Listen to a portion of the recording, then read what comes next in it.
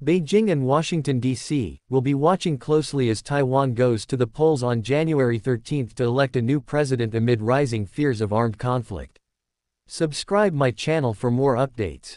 The potential winner could further cement moves toward what could be called de jure Taiwan independence. This will significantly increase the possibility of a war between the two sides, a war in which the U.S. will almost certainly be involved in, either proactively or reluctantly, Taipei's National Cheng Kai University professor of diplomacy Huang Kuei-bo told Fox News Digital. The frontrunner is the current Vice President William Lai of the Democratic Progressive Party (DPP), which is loathed by Beijing. Once unabashedly pro-Taiwan independence, the DPP has softened its position.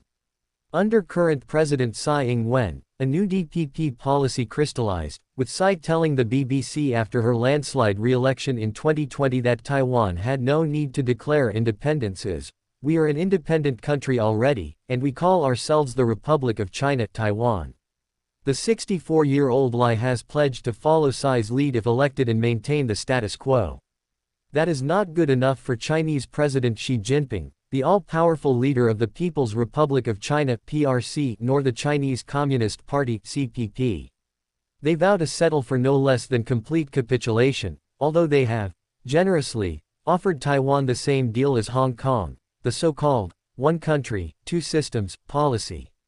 Hong Kong was promised 50 years of uninterrupted freedoms they enjoyed as a British colony after the handover in 1997, but in 2020, China backtracked, imposed a draconian national security law, and then quickly charged people in the pro-democracy camp with newly created crimes that carry heavy sentences, including up to life in prison.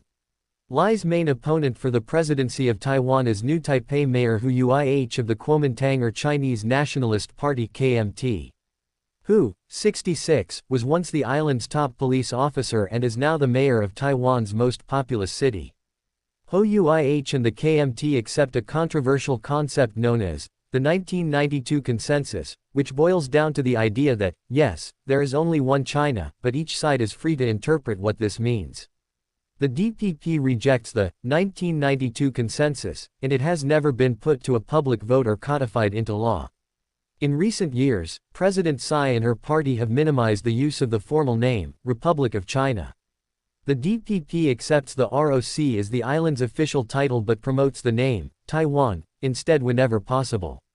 China refuses to even talk to DPP representatives, claiming they are separatists, one of the milder pejoratives the Chinese Communists is bombastically fond of using. Hu and the KMT deny they are pro-China, just as the DPP denies it is anti-China. However, Beijing has a preference, with a KMT win being the lesser of two evils, in its eyes. All major parties in Taiwan agree that Taiwan has never been a part of the People's Republic of China and reject PRC claims of sovereignty over the island. What they disagree on is the way forward. The DPP is pushing for closer official links with the US and her democratic allies, and promoting the use of Taiwan in the name of overseas representative offices that are de facto embassies. The KMT would return the ROC title to prominence, work to get Chinese tourists returning to Taiwan, enact pacts allowing Chinese companies entry to sectors of Taiwan's economy from which they are currently banned, and in general, adopt a more conciliatory relationship with Beijing. We can't let the KMT take power again. The last time they were in office, they attempted to implement pro-China policies that most people in Taiwan do not support. They often prioritize short-term gains at the expense of the long-term survivability of Taiwan as a free and democratic country. Cherry Tang, a DPP city council person representing several districts in southern Taiwan's largest city, Kaohsiung, which is home to around 2.7 million people, told Fox News Digital. She continued, "While I have many KMT friends and occasionally collaborate with KMT colleagues, I sincerely disagree with many of their policies. I urge the people of Taiwan to continue supporting the DPP, as we are still on the road to advocating for a pro-Taiwan agenda in the years ahead." The KMT says voting for them will bring better communication and trade links with China.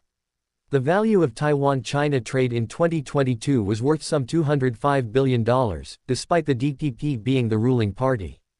However, China has recently warned in clear language that trade will be affected by a 2024 DPP win.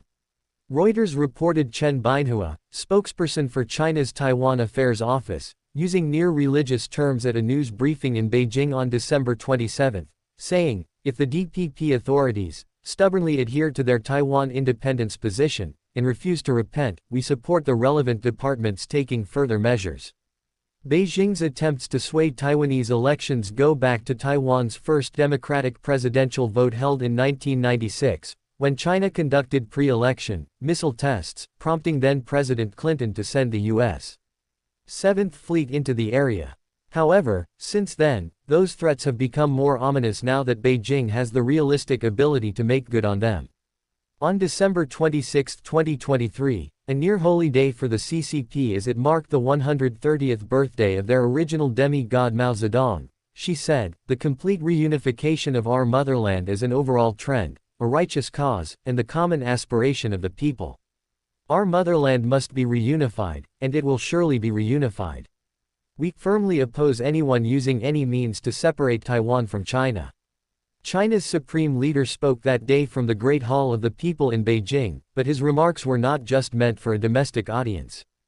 Dean Karolikis, editor-at-large of Strategic Vision, an English-language security journal published in Taiwan, told Fox News Digital that while the PRC likes to saber rattle, their bark is not without a potential bite. Certain camps in this campaign have framed the election as being a choice between war and peace, and while that might sound like the usual election year fear-mongering, Beijing has been tacitly undertaking to make good on that claim, Karolikis said. Another resident of Kaohsiung, Chang, says she would prefer to see a change in the ruling party.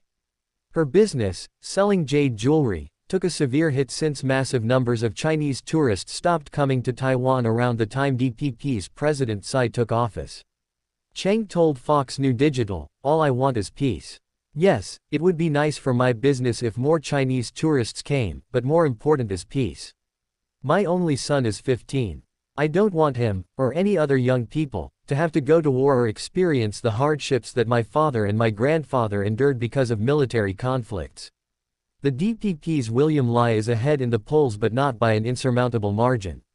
On a recent campaign stump, Lai asked what has become of the 104-year-old KMT's anti-communist credentials and claimed the KMT's embrace of one China is not only divisive but also potentially deadly to Taiwan's sovereignty.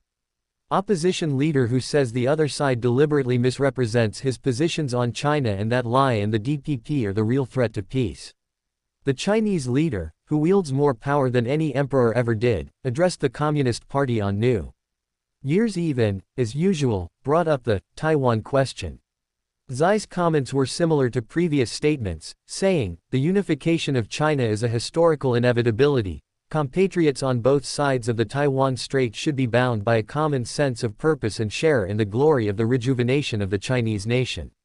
Not long after, Taiwan's outgoing President Tsai Ing-wen refuted Tsai's common sense comments in a lengthy speech, in which she again said that only the Taiwanese people, using democratic procedures, can determine the future of Taiwan.